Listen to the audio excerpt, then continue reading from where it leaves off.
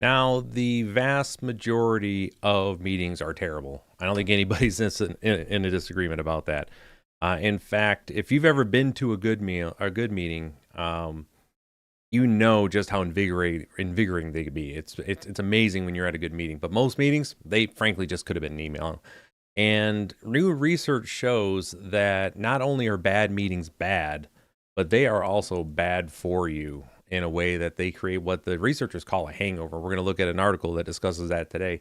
And for those who don't know, my name is Ryan Howell. I'm a business coach that works out of West Michigan and around the country. I help businesses grow, and I come here pretty consistently every single day to share some of the information I share with my clients. Again, like I said, every single day.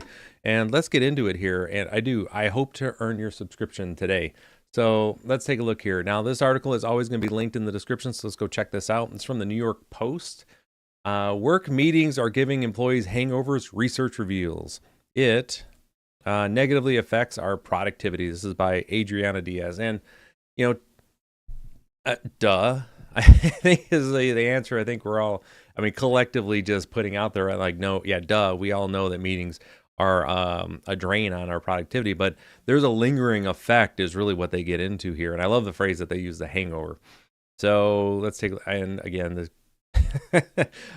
real quick, how many have you been the blonde lady right here? How many of you have been that person just staring at the person running the meetings? What are you doing? All right, so forget happy hour. It's meetings that are giving workers a hangover. An article recently published by the Harvard Business Review, which we're going to look at. I've got the article here. We're going to look at the summary of it. Found that people can experience meeting hangovers after finishing an unhelpful meeting. Survey found that more than 90% of employees have suffered from meeting hangovers, defined as a period of diminished focus, motivation, or productivity following a bad meeting. Now, we're going to get back into the article, but I just want to just bring that piece up here. How demotivating is it, one, to go to a meeting that frankly just should have been an email, right? Like, man, all I had to do was just send this out. We didn't need to all get together, stop what I was doing to come in and do this. But also when you're just that overarching, man, I don't want to do anything else now because I've got to get my mind right. I got to get refocused into being productive at work. And it's not something I'm really looking forward to do. So when I saw this article, I was like, okay, all right, I've been there. I think most everybody has been as well. Now, a meeting hangover is the idea that when we have a bad meeting, we don't just leave it at the door. It sticks with us and it negatively affects our productivity. Steve Rogelberg, a professor at UNC Charlotte, the author of Surprising Silence of Meetings. Somebody wrote a book on, okay, all right. Frustrated workers often continue to reflect and replay what went wrong in their heads and with their colleagues while venting. And so that's the thing. That's the part that they're talking about here. This, not only are you having a bad day with the meeting, right? This bad situation. Now you're talking with because come on, we all get together after the boss has a crap meeting and talk crap about the boss. It happens. We all do it. Again, we all know it happens. As I've been the boss, when I knew I had a bad meeting, I knew I was getting dragged. I just knew it. Knew they were just tearing me apart. It's part of the deal. But with that though, this is one of the issues. While the venting sessions may feel necessary to get you through the workday, this co-rumination can continue to spread negative impacts beyond the water cooler chat. More than 1/4, 28% of workplace meetings left employees with lingering negative effects. I would put that number higher than that, but we'll go with that. Now, the most common causes of bad meetings were reported to be 60% irrelevance of the topics discussed, lack of a clear agenda or objectives. Now, with this, after we get through this, I'm going to give you the information on basically what I give my clients on meetings, and then I'm going to link at the end somewhere, over that area. It'll be a link to the video that I give at a recent conference, all on how to run great meetings. It's one of the things that I do and I coach consistently is how to run amazing meetings. And so you'll get that too. So just stay tuned. You'll see the link. It'll be up there.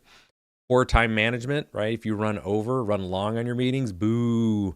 Lack of actionable outcomes or follow-up. Again, unequal or low participation and ineffective facilitation. You get somebody that doesn't know how to run a meeting or talk well in front of people, and they're up there, and I can't manage it. They just make it even worse. And we all feel like this guy right here. Now, for those feeling a meetings hangover coming on, Rogelberg recommends centering your next venting session with your work bestie on how to manage the situation, your frustration, instead of just whining. Chatting with your colleagues about how to deal with the situation for the future, getting their thoughts, engaging in sense making, where you're trying to understand and taking different perspectives on what just happened. Those type of conversations increase your skills. Blah blah. Hey, how about this, folks? Talk to whoever hosted the meeting and say, hey, this wasn't useful in these ways. How can we help you have a better meeting? Like, maybe try that too, instead of just talking about it like that. All right, so let's look at this summary, and then we're going to get into how I coach meetings. It's pretty important. Now, this is the summary from this is Harvard Business Review. I love this picture. Just meetings, hidden toll of meeting hangovers. We're just going to look at the summary because, frankly, that's all we need to cover here. So 1/4 of workplace meetings leave employees with lingering negative effects. We just talked about that. They talk about the hangover. To avoid the effects of meeting hangover, those running meetings should, and this is the things that they cover, facilitate meetings to bring in everyone's voices, keep meetings small, create action plans instead of agendas, use time wisely and respectfully, demand accountability, and proactively identify steps to address any concerns. Big thing they say if you do go through a bad meeting is take a break, get some time off. Just relax yourself a little bit. Anyways, go check. The links are in the description for these 2 articles. Now I want to get into what I coach my clients on when it comes to meetings. This is something that I talk with my clients about all the time. Not only do I coach it and we teach it, it's almost every single time we get together, I'm putting into practice the meetings that I have, right? And this what we're going to talk about, but also I'm coaching them on the meetings that they're in. We're going over, I'm looking at how they do their agendas, how they structure it, what they're looking to get. So with that, first things first, meetings exist to close communication gaps. That's what they're there to do. That's why we have meetings.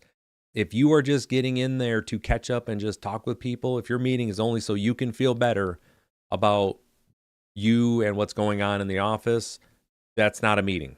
Meetings should have a purpose, again, to close communication gaps, and they're going to be there to make decisions. There's also information meetings, which we get into, but most of your meetings should be decision meetings. We need to get folks in here to close the communication gap so we can give direction and make a decision on what we're going to do, not just get around and talk about stuff. Very limited meetings on that. Okay. When you go into your meetings, here's what I want you to do. I want you to have the cost of the meeting up in the corner somewhere. The total cost, everybody's time, what that means as far as for salary, expenses for the building. If they are in revenue generating positions, I want you to take out how much they would actually be selling, because they're, instead of selling or making money, how much you're losing by having them in that meeting. Want the cost to be there, and you have to justify the cost of your meeting, where we want to make sure that you are going to at least 10x the amount of money that it's costing you for this meeting, right? You're going to make that much, a return on investment. But also, it's another thing here. I'm telling you, when you have to look up at that dollar amount as the person running the meeting, you want to make sure that you're providing value, you're in and out, and you're good. Okay, so when we talk about agendas, we don't necessarily, the agendas are important. You have to have an agenda for what you're going to talk about. Everyone should know. But at the top of the agenda, it should state what your objective for the meeting is. By the end of this meeting, we will have a decision to take the following steps. And that's when you know the meeting's complete, when you have made a decision on those steps, whatever it happens to be. That is what the objective of the meeting is. And you need to have that up front. Everyone has to agree to it, and they need to know that's what you're going to be doing going into the meeting so they can be prepared to do just that. So have an objective at the top of the agenda. You do that, all of a sudden, like, okay, if you have an hour-long meeting and you're able to come and make the decision in 15 minutes and you feel good about it, guess what? You just gave 45 minutes back to your folks. End the meeting and be done. Additionally, when you are having your meetings, right?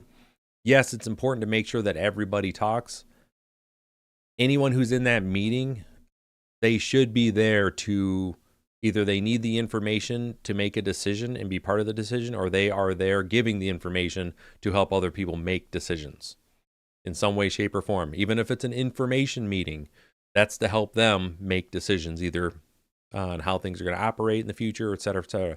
But if they're not there, if the person isn't providing information to make a decision, right, to be a part of the decision-making process, or they're not there to receive information to help them make the decision, they don't need to be in the meeting and they shouldn't be in there. Really, so you really want to refine that down. And then lastly, this is just the other spot. There should be a standard time frame. You say, hey, this meeting is going to take 1 hour and 30 minutes. We have 1 hour and 30 minutes, starts at 3. It's going to be done at 4:30. Everyone should be cleared to get up and leave at 4:30 if the meeting isn't done. They should just be able to get up and walk out. Why? Because they probably have responsibilities at 4:31. That is your fault as the person running the meeting that you were not able to get that meeting, again, to your objective in the time frame that was set up. You may have to call another meeting to finish that up. But your meetings start on time and they end on time, period, dot. And if you can't get your meetings done in that time frame, do better. It's just disrespectful to everyone else if you talk too much, if you are not focused and you're not able to effectively allocate your time. Now with that, if you consistently run long on your meetings, extend the amount of time the meeting's going to be with the goal of shortening them back up. But if you can't meet an hour and a half, schedule a 2-hour meeting just so people can plan appropriately. But we want you with the goal of eventually to make your meetings shorter because they should be more effective. All right. And there's more to this, again, that I coach my clients, but those are like the basic fundamentals that I want you to have. But if there's nothing else you get from the entire talk here, just remember, meetings exist to close communication gaps. Those communication gaps that you're closing signify something in your work processes that are not getting the information that those processes are generating up to the people who need to make decisions. That's what's happening. If you can find a way within your daily processes and work that you do to make sure that information flows up in some manner, the information portion of the process flows up, the need for that meeting goes down dramatically, okay? And less meetings is always more better. That's what we shoot for. All right, so with that, again, if you'd like to learn more about how I help businesses in West Michigan and around the country, be sure to check out summitbusinessguides.com. Somewhere in this general area, I'm sure it's already popped up, you're going to see a link to a 1-hour meeting that I gave at a local Michigan, what was it for? Cleaning service conference about giving high-level meetings and how to make them be effective. So you can see this somewhere in this area over here. So be sure to go check that out. Again, hopefully I earned your subscription today. Take care, and I will see you next.